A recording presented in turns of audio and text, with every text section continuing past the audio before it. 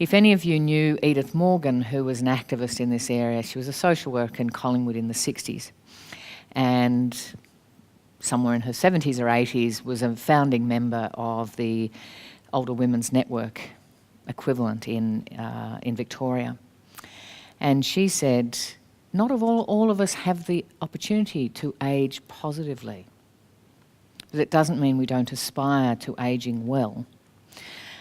And she also said to me, and I continue to hear her when I'm ever in these sorts of conversations, is it is my right to die at home, alone, on the floor, if I choose. That is where I want to die. And if that's how I have to die, then that's okay. But that's my choice.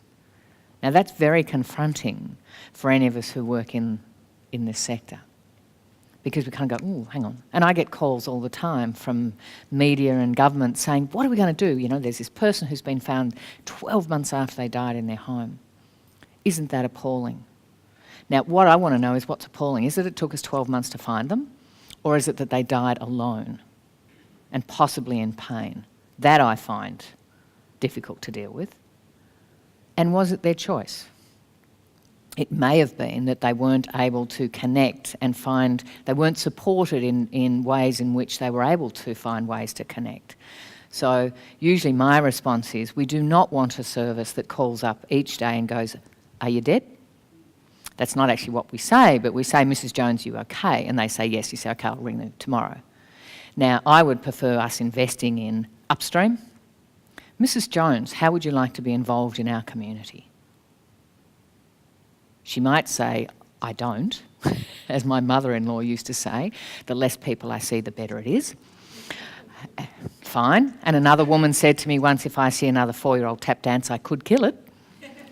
Because there was no quality and meaning in what was going on. It was, you know, it was a bit like the Protestants' work ethic. Idle hands do the devil's work. So we fill people's time with things that we think they should enjoy. One woman taught me a lot at Mount Royal. She was not involved in anything. When I started, I went around and introduced myself to people and had a chat and talked to them what they liked. And of course the staff were involved in that process because they knew a lot about the residents. And I said, so what is Mavis like? Nothing. Watch out for her, she's aggressive. Really? Why? Don't know. Okay. So I went and chatted with Mavis, and no expectations, it was just a chat. And a few weeks later I had another chat to her and I said, so what do you like doing? Not much. What don't you like doing? Lots. So I'm thinking, this is a hard conversation. So I started talking about what did she used to do? What were things of interest? What were the things that she really didn't like about where she was living? It turned out that, you know, she actually liked watching Days of Our Lives. Her choice. And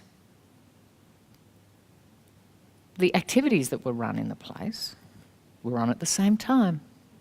So what was her choice? You come to activities, you watch Days of Our Lives. That was her choice.